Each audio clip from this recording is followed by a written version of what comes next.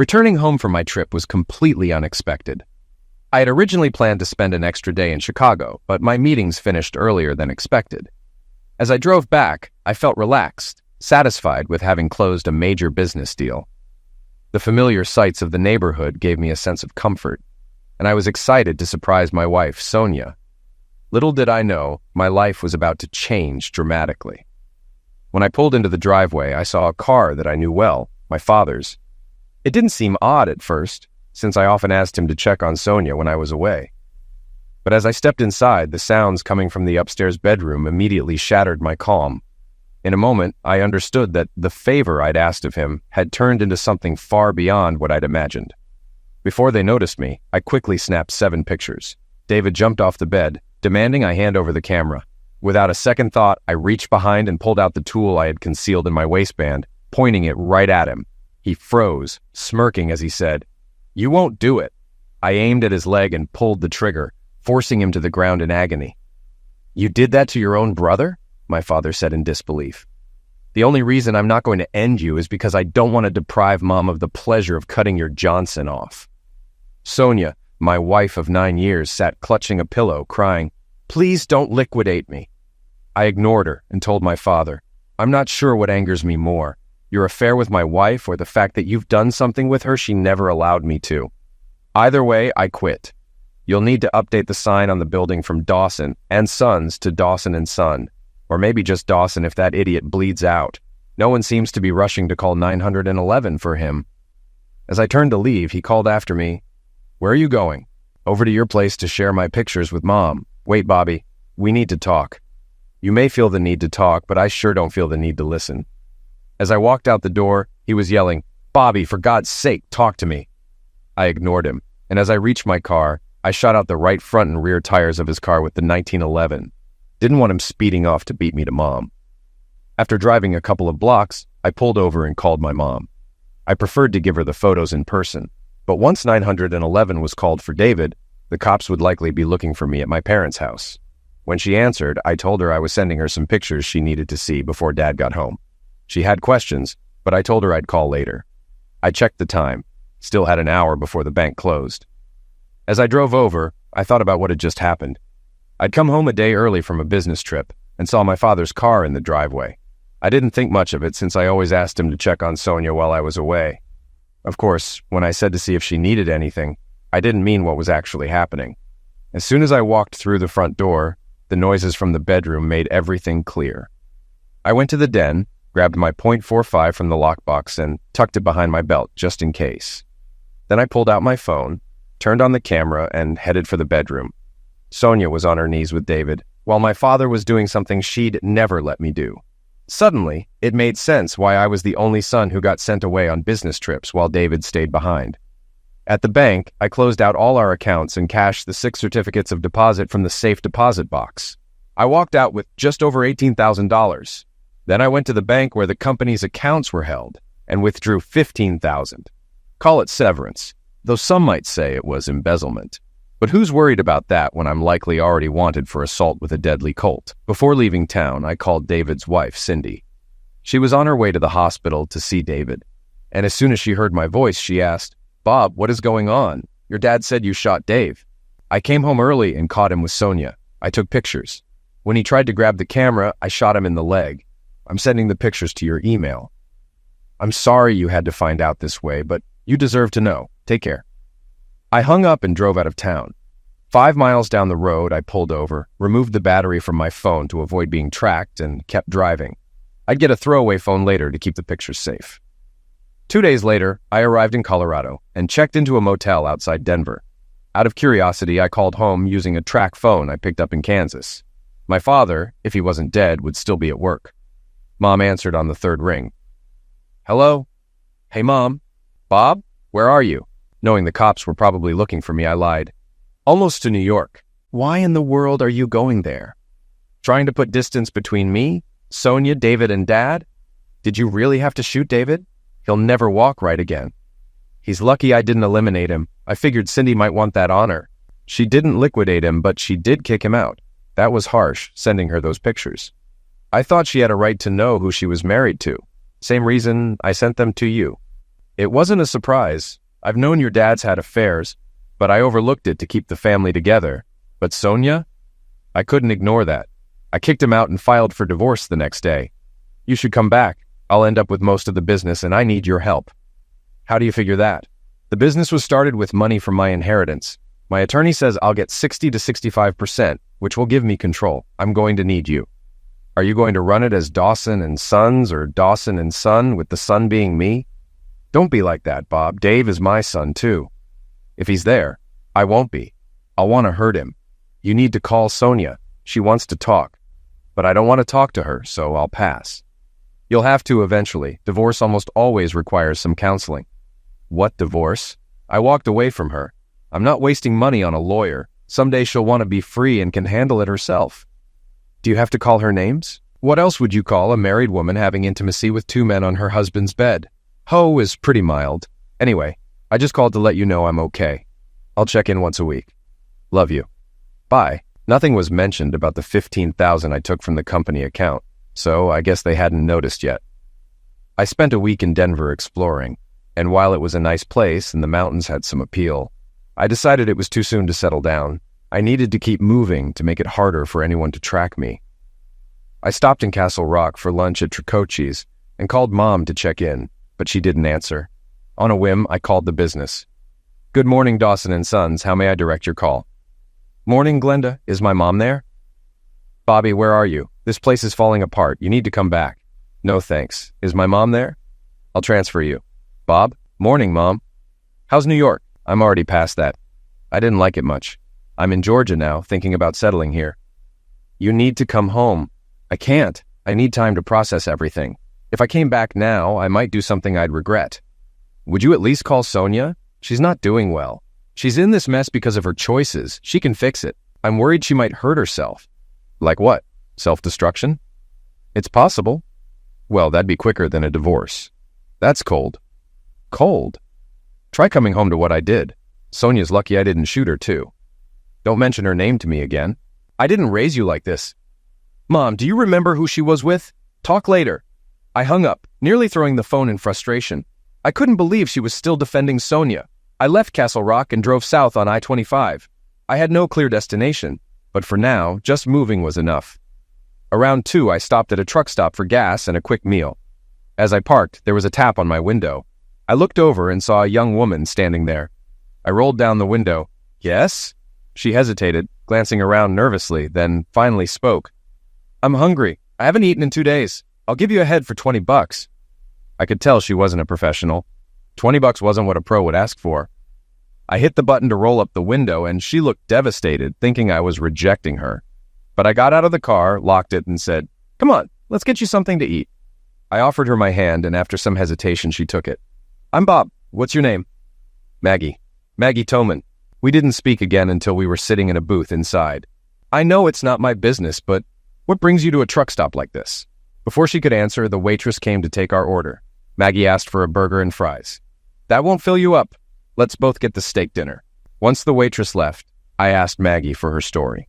She hesitated, but eventually opened up. She was running from an abusive stepfather and a mother too drunk to care.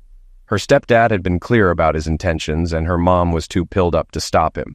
So Maggie took what money she could and left while they slept. Her plan was to get to Houston, where her sister lived. She bought a bus ticket to Denver, intending to take a train to Houston. But on the bus, she fell asleep, and when she woke up in Denver, her purse was gone, stolen before anyone noticed.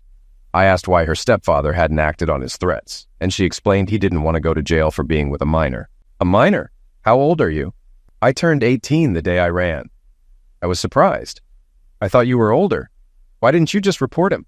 I tried, but he said it would be his word against mine, and my mom would back him because she depended on him for pills. I wasn't willing to take that chance. We ate our meals in silence, and afterward, she declined dessert. Then she said, Let's go to your car so I can fulfill my part of the deal and get back to hitchhiking. While eating, I had been thinking about her situation and made up my mind. I wasn't headed anywhere specific, just trying to get away from what happened at home. After paying the bill, we went to my car. I opened the door for her and got in. She said, I don't know if I'll be any good at this. I've never done it before. It doesn't matter. Today's your lucky day. I'm not going to take you up on your offer. I'd feel like a creep if I did. Your second bit of luck is I'm heading to Houston, so you already have your ride. Buckle up. I started the car. I had heard stories about hitchhikers hijacking rides, but I wasn't too worried about Maggie. If she did try anything, the 1911 in the door pocket was within easy reach. I drove until 8 p.m. and stopped at a truck stop for gas. I asked if she was hungry, and she said yes, so we went inside for another meal. While waiting, I asked, "Does your sister know you're coming?" "No, I was going to call her in Denver, but my phone was stolen with my purse." I handed her my phone. "Call her." I left her alone to make the call, wandering the store and picking up a road atlas. When I came back, the food had arrived, and Maggie had finished her call. "Everything okay?" I asked. "Yeah, my sister's excited to see me. She told me Mom called her asking if she had heard from me. Mom even sounded sober for once. Kathy said if I call, I should talk to her." I pointed to my phone. "Go ahead." "Not yet. Maybe in a couple of days." Back on the road, Maggie asked, "You know my story. What's yours?" I told her. "Your father and brother? And you didn't liquidate them? What about your wife?" "Didn't ask. I just left. Maybe she was being forced or blackmailed." "She wasn't forced. I could tell by how she acted. And if it was blackmail, she could have told me, and we'd have dealt with it together. I still think you should know why. Maybe someday, but not now." We stopped at a Days Inn. I was going to book 2 rooms, but Maggie said she didn't want to stay alone, so I got a room with twin beds. She went to shower, and I got into bed. When she came out, she glanced at the other bed, then crawled into mine. I wasn't comfortable with that. "The other bed is yours." "I don't want to be there. I want to be here." She touched me, her hand moving down my body. I grabbed her wrist. "No, but I want to. I owe you." "No, you don't. You were desperate when you made that offer. I'm just glad I could help. I'm not doing it to pay a debt. I want to thank you for being kind to me. I want to do this because I want to. Is that okay?" I'm not a saint, and she was attractive. I didn't owe Sonia anything, so I let go of Maggie's wrist. She took that as a green light. She pushed the covers aside, slid down, and said, "I've never done this before, but I've seen it in videos. Let me know if I'm doing it wrong." Usually I'd warn Sonia when I was about to finish, but I didn't tell Maggie. I thought I was doing her a favor, teaching her something future boyfriends would appreciate. "My friends warned me it would hurt at first, but improve over time," she said. "How long until we can go again?" she asked. I told her it would be a little while, but we needed to clean up the mess first. She was shocked at the mess, worried about the motel staff, and hurried to clean up before suggesting we continue. However, I reminded her we needed to head to Houston soon. She wasn't in a rush, preferring to stay and repeat the experience while it was fresh in her mind. I agreed, thinking it might be a while before I had another opportunity like this. We stayed until checkout, trying different positions and experimenting with things she'd seen online. I even got the chance to try something I'd always wanted, but past partners hadn't allowed. After multiple rounds, we cleaned up and hit the road again. Though late, we stopped for the night before reaching her sister's. The next morning, she was eager to continue, and we didn't arrive at her sister's until late afternoon. She asked if I was coming in, but I knew we didn't have a future together, so I told her I had to get going. She seemed disappointed, but thanked me with a smile, and I watched her go inside. Later, as I checked into a motel, I wondered what to do next, and decided to visit the Alamo. On the way, I picked up a hitchhiking couple, but things took a dangerous turn when the man pulled a knife on me. As he demanded my car and money, I calmly reached for my .45, ready to respond. I had the Colt in my hand, but before I could react, the woman in the back seat looped her purse straps around the man's neck and yanked hard. He dropped the knife, struggling to breathe. I put the tool away, pulled over, and got out. After opening the passenger door, I told her to let go, and she did. The man slumped unconscious, so I dragged him out of the car, checked his pulse, and undressed him. I rolled him into the ditch and threw his clothes in the trunk. Then I asked the woman, Sarah, if she wanted to sit up front. "You're not going to leave me here?" she asked. "Why would I?" I replied. "You took my side." She shrugged, moved to the front seat, and I turned the car around, heading back toward San Antonio. Once we were on our way, I asked, "So, you weren't involved with him?" "No, I've only known him for an hour. My car broke down, and he stopped to offer a ride. He expected something in return, but I was just playing along until I could ditch him. When he pulled that knife, I wasn't about to be part of it, so I used the straps." "An hour? Why didn't he drop you off to get your car fixed?" "It wasn't mine. It's my husband's company car, and I'm sure he's already reported it stolen. I was planning to ditch it at the airport in San Antonio and fly to San Diego." She must have noticed the look on my face, so she explained, "I caught my husband cheating and slept with his brother to get back at him. I told him we were even, but he called me a hoe and said, men can cheat, but women can't. That night, I took the car and left. In the morning, I cleared out our bank accounts and hit the road. I laughed. She asked why, and I told her it was ironic because our situations were similar. After I shared my story, she said, "What are the odds? I assume you're not getting back with her." Not a chance. She was quiet for a moment, then asked, "Why do people like that even get married? If they're going to cheat, why not stay single?" No idea. I didn't stick around long enough to ask. Changing the subject, I asked, "What's in San Diego?" "My family. I'll stay with them until I get back on my feet." "You in a hurry to get there?" "Not really." "Why?" I explained that I was on my way to see the Alamo, and after that, I had no specific plans.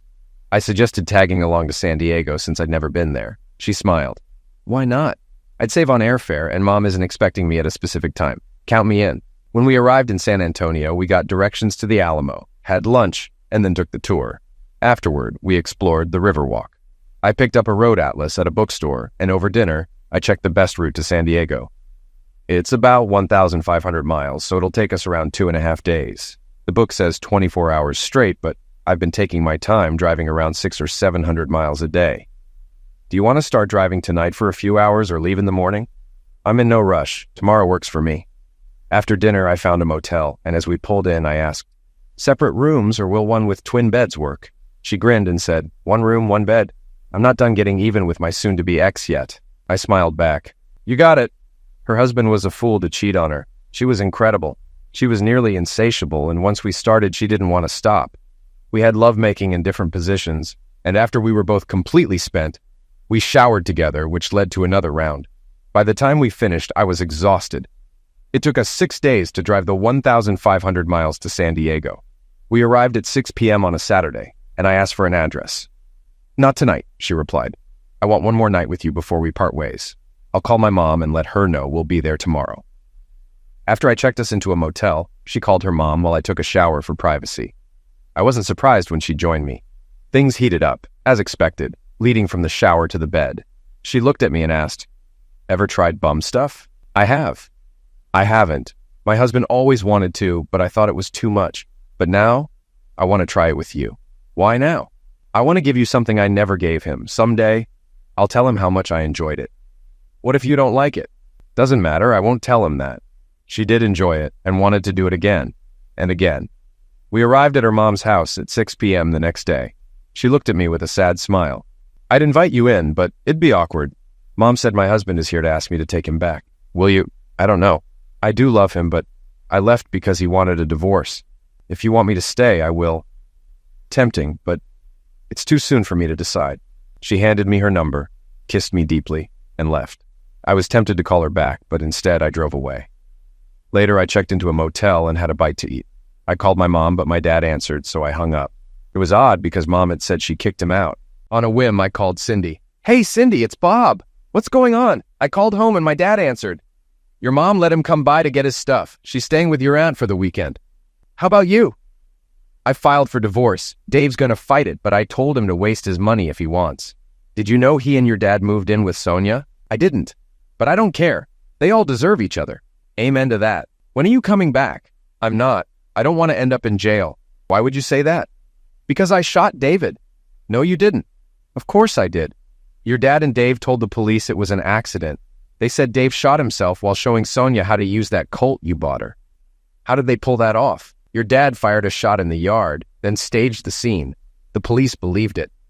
"And what about the tires I shot out on my dad's car?" "I don't think the cops ever found out."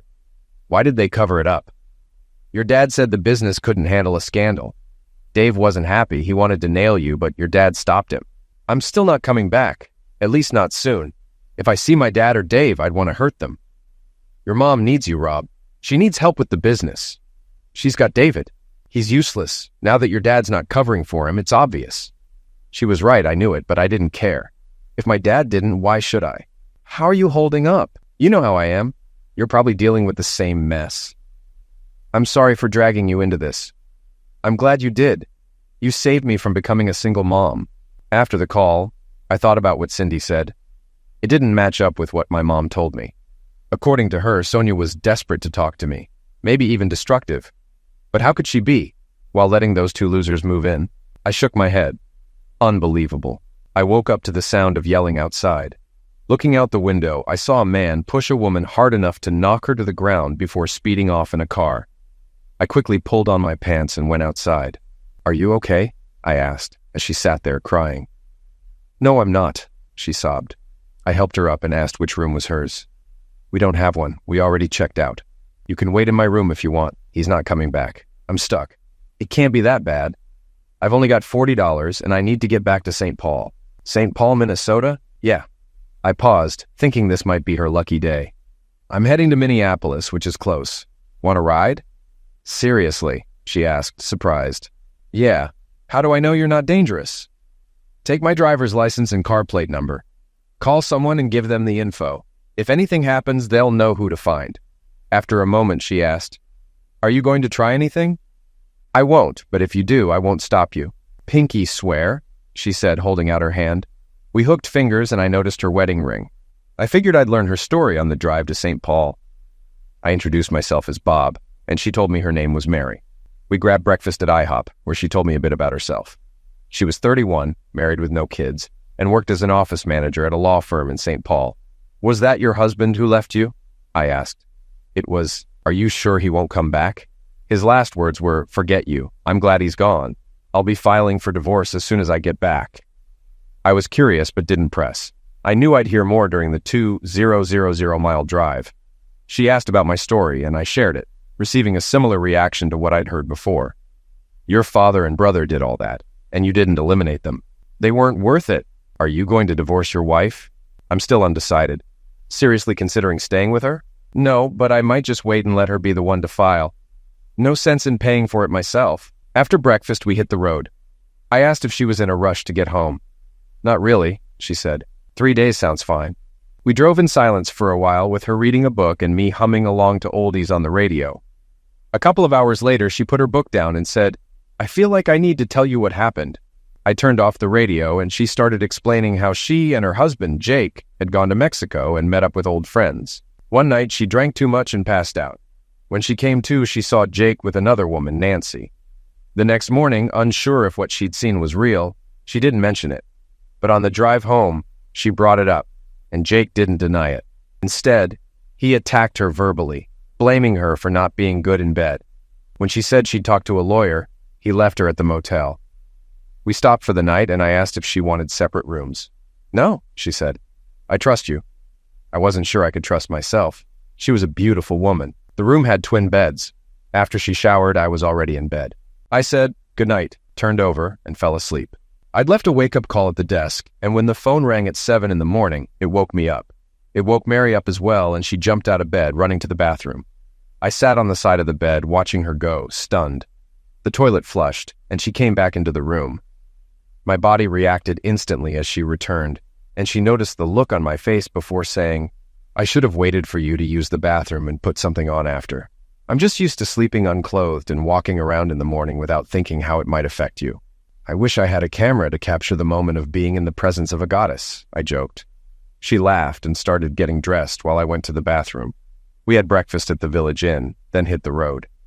We didn't talk much during the drive. She read her book while I hummed to the music. We discussed our plans about our spouses during gas and lunch stops. She had a clear idea, but I was still undecided. That night, I booked another room with twin beds. Like before, I was already in bed when she came out of the bathroom. She glanced at the other bed and then at me. "Can I sleep with you tonight? I don't want to have Zex just need to be held. Is that okay?" I wasn't sure if I could control myself. I had promised not to make a move on her, but with her lying next to me, I wasn't confident I'd be able to. Still, I pulled back the covers and she climbed into bed next to me. "Just hold me," she said. I wrapped my arms around her and she pressed against me. She must have felt my hardness, but instead of pulling away, she shifted so I was nestled against her. It was the hardest temptation I've ever faced, but I managed to stay in control. I woke up with my arms around her, holding her close. As I tried to gently pull away, she woke up, patted my hand, and then got out of bed to head into the bathroom. "Over breakfast," she said. "I didn't think you could resist." "Resist what?" I asked, sleeping next to me, unclothed and not trying anything. Honestly, neither did I. We arrived in St. Paul around 5:30 in the afternoon.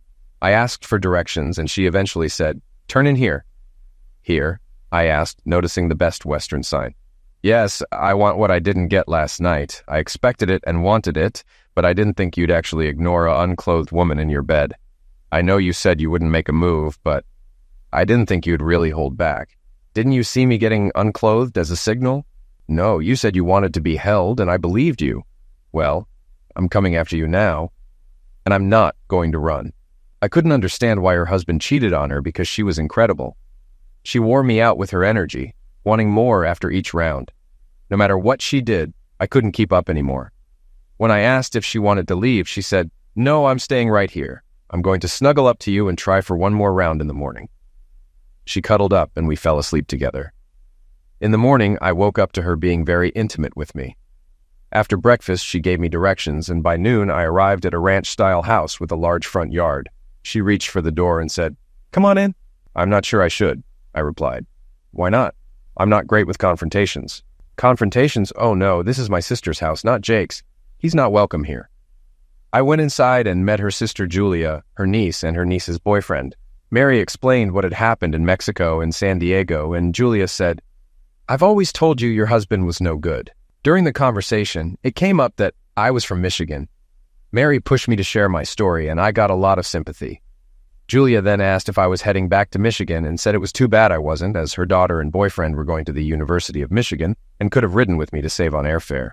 I hadn't planned on going back right away, but I knew I would have to eventually. "When are you leaving?" I asked Jess. "Day after tomorrow," she said. "Okay, I'll take you," I agreed. Mary and I stayed for another hour before heading out. Once in the car, she said, "I can't ask you to stay at the house, but if you get a motel, I promise you won't be lonely." I agreed, and she directed me to a motel near her place. I checked in, got 2 keys, gave her one, and then dropped her off at home. That evening, there was a knock at the door, which surprised me since Mary had a key. I opened it to find Julia. "May I come in?" she asked. As soon as I let her in, she explained, "Mary told me everything about your trip. I've been desperate for physical connection since my husband passed 9 months ago, but people here expect me to mourn for a year. You're not from around here, and you'll be gone soon, so no one will know. If you're as kind as Mary says, I thought you could help me." Julia was older, but still attractive, and I didn't owe anyone loyalty. I pulled her close, and we started undressing. She was the first woman I'd been with who was completely shaved. After I pleasured her, we made love. She was insatiable, and we went at it until I couldn't keep up anymore. Once we finished, she quickly dressed and said, "I promised Mary I'd leave her enough." She kissed me and left. About 20 minutes later, Mary came in with her key. "Did Julia leave enough for me?" she asked with a grin. "With a little help, I'm sure I can manage." Mary knew exactly what to do, and we enjoyed the night together. Afterward, she cuddled up and said, "Let's get some rest. Maybe we'll pick up where we left off in the morning." The next morning, Mary woke me with a kiss, and we had one last round before she got ready for work. She passed on the idea of showering together, saying, "I need to start my divorce paperwork, and if I shower with you, I won't make it out of this room today." As she dressed, she asked what my plans were for the day. I told her I'd probably stay in the room and read. Apparently, she relayed that to Julia, because later that morning, there was another knock on the door. It was Julia again. "May I come in?" she asked, smiling as she stepped in and immediately began undressing. "I know I'm taking advantage of you being here, but I only have until tomorrow. Mary said she doesn't mind if I borrow you, do you?" I didn't mind at all. We had a pleasant morning together before she left, reminding me to pick up the kids the next day. Before she left, Julia kissed me goodbye and said, "I wouldn't be upset if you came back to live here. I'll be ready to start dating in a couple of months. Who knows? I haven't figured out what I'm doing yet. Maybe I will." Mary arrived that evening and asked the same question as before. Did she leave enough for me? She had, just barely. In the morning, after a memorable wake-up, Mary hugged me and said, "I'm glad you're leaving today, and I mean that in a good way. Once Jake gets served, I need to stay spotless so he doesn't have anything to use against me. If you stayed, it would be too tempting." She kissed me goodbye and left. I saw I had some time before picking up the kids at Julia's, so I called home. "Good morning, Dawson and Sons. How may I help you?" "Morning, Glenda. Is my mom available?" "Bobby, even if she wasn't, I'm supposed to put you through immediately. Please tell me you're coming home." "I might be. Not certain yet." "I'll get your mom." 2 rings later. "Bobby, where are you?" "St. Paul, Minnesota." "What are you doing there? Getting ready to leave and come home?" "Thank God. I need you back to help with the business." "I said I'm coming back, but not to work. Robert, I need you here." And how are you going to keep me and David apart? You know if I see him, I won't be able to stop myself. Don't worry about him. I caught him stealing from the company, and I had to let him go. I was stunned into silence. Finally, I said, I took $15,000 from the company before I left. I didn't think it was stealing, just severance for what Dad did to me. How is that piece of trash, anyway? I don't know and don't care. Sonia kicked him and David out. Did you know they moved in with her? Cindy told me. She kicked them out, too. We can settle the money later. You're still listed as being on paid leave. You may have to pay some of it back, though. I wasn't worried since the money was still untouched. I told Mom I'd see her in a couple of days and headed to Julia's to pick up the kids. Julia greeted me warmly and said goodbye to her daughter Jessica, reminding her to do well at school. After loading Jess's bags, I asked when we'd pick up Mike. Mike's not coming. We broke up last night when I found out about him and Abby Fisk. Although I'd been on a bit of a wild streak lately, I pushed away any thoughts about being alone with Jess. As we drove, we talked about her plans. She was heading to U of M on a scholarship to study pre-law. She preferred reading, so I found a country station and hummed along to the music. After a few hours on the road, Jess asked where we'd stop for the night. No need to. It's only 600 miles. We'll get there by 8. But I want to stop. I don't need to check into the dorms until the day after tomorrow. Plus, you'd miss check-in, so you'd need to find a place for the night anyway. A few minutes passed before she added, Besides, I want to find out for myself. Find out what? I overheard my mom and Aunt Mary talking. I want to see if what they said about you is true. What did they say? That you have a magical tongue and are amazing with women. You can't be serious. I am. My only experiences were with guys my age who had no idea what they were doing. Do you have a wild side? What? Ever want to do something adventurous, like maybe being with a mother and daughter or with all the women in a family? My grandmothers are gone, so it's just me, my mom, and Aunt Mary. So you're saying you have a wild side? Because I want to see what the man who slept with my mom and aunt is like? You've got it. I don't know if I can handle the pressure. You're expecting some kind of expert, and I don't know if I can live up to that. My mom raved about you to Aunt Mary. That's enough for me. Besides, with your experience, you have to be better than the guys I've been with. My first time was awful. After prom, my date rushed through it, finished in a minute, and thought it was great. I was in pain and furious. You have to be better than that. I sure hope so. Once I was completely done, she rolled over, looked up at me, and said, Thank you. I'm glad you convinced me. Can we do it again? We did, and we stayed in the room, except for meals, until just before she had to check in at the dorms. I helped her carry her bags, and she gave me her number, kissed me, and said, Don't be a stranger, I'll need you. You've spoiled me. No one my age will ever compare after this. One more kiss, and I left feeling on top of the world. Take that, Sonia. From Ann Arbor, it was a short drive to Ypsilanti. I checked into a motel, left a wake-up call, and grabbed breakfast before heading to Dawson & Sons the next morning. Even though I had keys, I didn't want to just let myself in. George, the security guard, opened the door at 8 and greeted me with a welcome back. Glenda ran up, hugged me, and said, Thank God you're back. Maybe now we can fix this place. Is Mom in? In her office. When I walked in, Mom looked up and said, About time you showed up. There's a pile of work waiting for you. I haven't decided if I'm staying yet. Nonsense, you're needed here. You can't run from your problems forever. Now get to work. We'll talk at lunch. She was right, so I got to it. It wasn't as bad as she made it sound, but there was still a lot to handle. At lunchtime, Mom and I went to Pegasus. After ordering, she asked if I'd been home yet. I told her I stayed in a motel. Why didn't you just go home? Because Sonia's there. You'll have to face her sooner or later, so why not now? Why are you so eager for me to deal with her? After everything with Dad, you should want nothing to do with her. It might not make sense, but I want my Robbie back, and that won't happen until you get closure. You need answers to your questions. Questions? Yes, like why she did it. Was it just your father and brother? Did you do something to push her away? Until you know, you won't move on. I knew she was right, but I wasn't sure I wanted those answers. Was it something I did? And why with my father and brother? After lunch, I made a dent in the work pile. At 5:30, I left the office and sat in my car debating where to go, right to the motel or left to the house. Taking a deep breath, I turned left. Sonia's car was in the garage. I sat in the driveway, gathering my courage. Finally, I got out and walked to the door. Before I could knock, Sonia opened it, rushed at me, and threw her arms around me, crying, "Thank God you're okay!" Stunned, I just stood there. Then I gently pushed her away and walked into the house. She followed me, sobbing, "Why did you push me away? I love you." I turned to her. You love me, but you slept with my father and brother? I'd hate to see what you'd do if you hated me. You don't understand. I had to do it. You had to? This I've got to hear. Go sit in the kitchen while I pour a drink. With a drink in hand, I sat across from her. I don't want to be here, but Mom convinced me to face you. So go ahead, Sonia. Tell me. Remember Karen's birthday party? The one you couldn't attend because you were out of town? I remember. You told me to go to Karen's party even though you couldn't, so I went. Cindy was with her sick mother, so Dave was there alone. When he saw I was alone, he stuck by me all night, acting like my protector. But he wasn't very good at it. Someone, and I wouldn't be surprised if it was Dave, spiked one of my drinks with a date maltreatment pill. Dave didn't see it happen, but he noticed I was acting strange and thinks Kyle Barger might have been involved since Kyle had been around me a lot that night. Anyway, Dave took me home. But from there, I don't remember much, just what Dave told me later. He said when he got me home, he undressed me and put me to bed. Then he undressed himself and got in bed with me.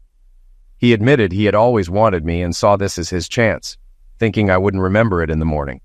Apparently, he didn't understand how date maltreatment pills work because I started coming out of it while he was on top of me.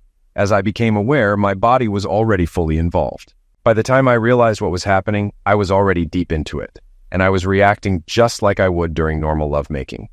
You know how I get when I'm close to peak? I become completely mindless. That's exactly where I was when I started waking up, begging for more without even realizing it was Dave. That's when your dad showed up. He came by to check on me like you always ask him to do when you're away. He saw what was happening and started taking pictures. I didn't even know he was there. He took several pictures, then undressed and joined in. After Dave finished, your dad got on top of me. Then Dave went again. By the time Dave took me a second time, I realized who it was, but I was too far gone to care. I don't remember how many times they both took me, but it was enough to exhaust me, and I fell asleep. The next day, Dave came by and begged me not to tell you or Cindy what happened. While he was there, your dad showed up again, saying he wanted more. When I told him to leave, he laughed and showed me the pictures he had taken. He said if I kept him happy, you'd never see them. I couldn't let you see those pictures.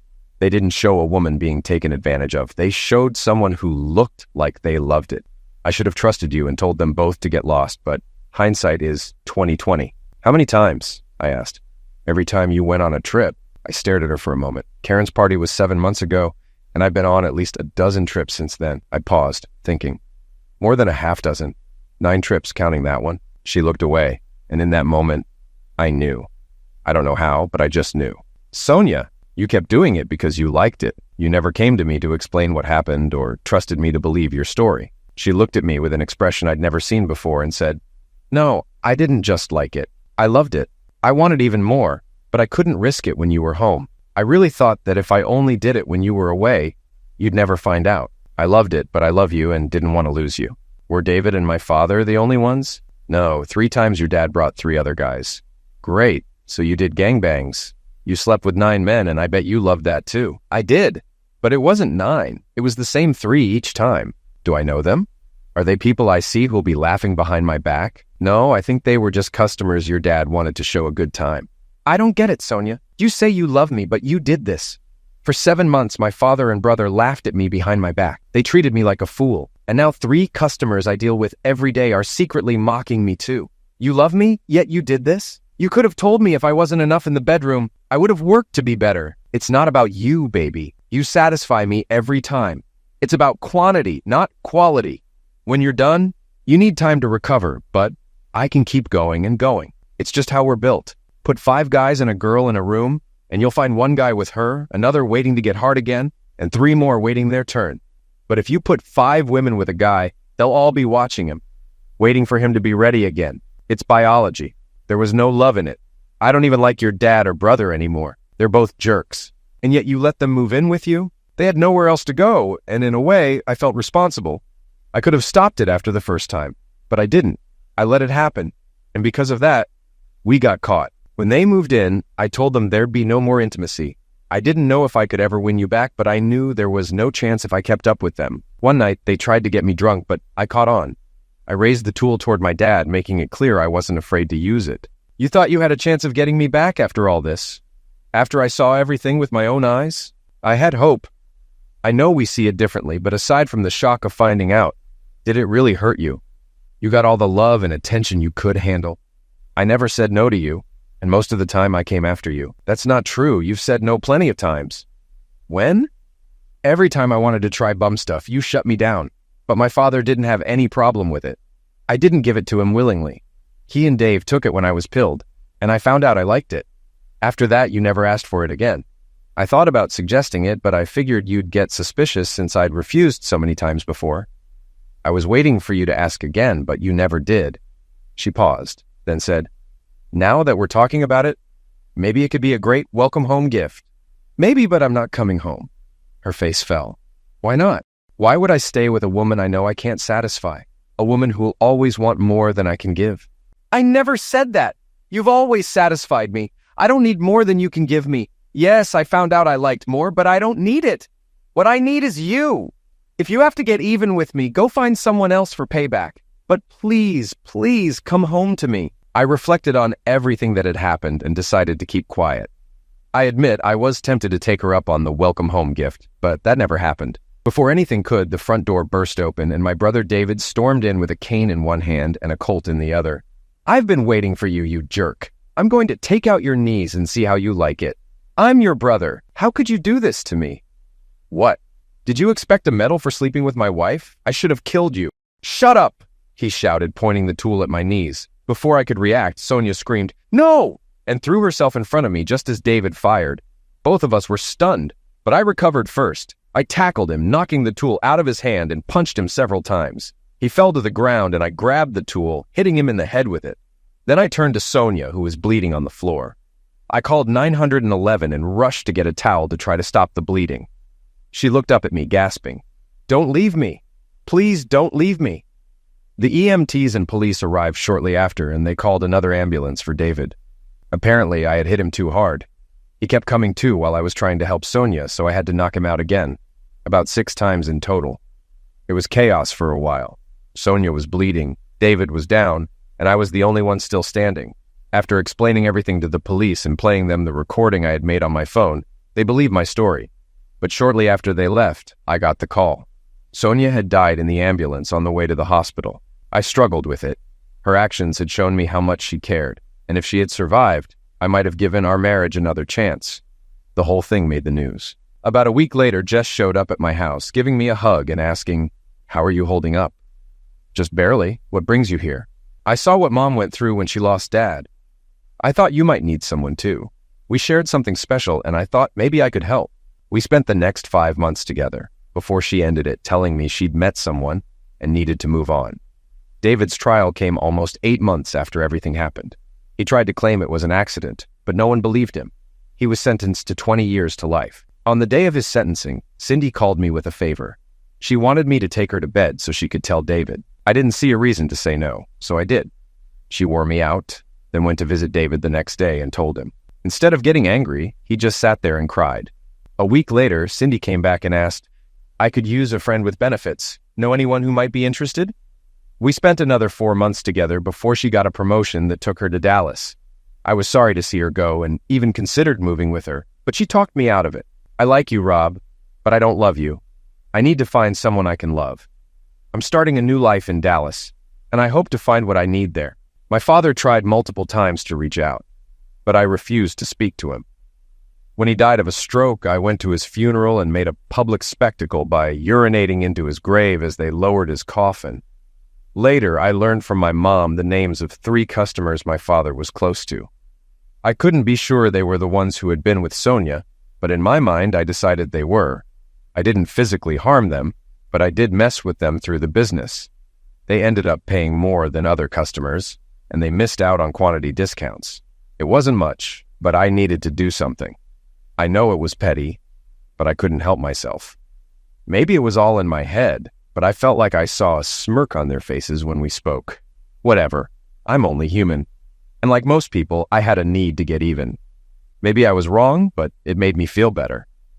Then about 10 months after all this, I got a surprising call while reading the financial page of the New York Times. "Hello, Rob? It's Maggie. Do you remember me?" "Yeah, I do. My sister saved your number when you let me use your phone to call her."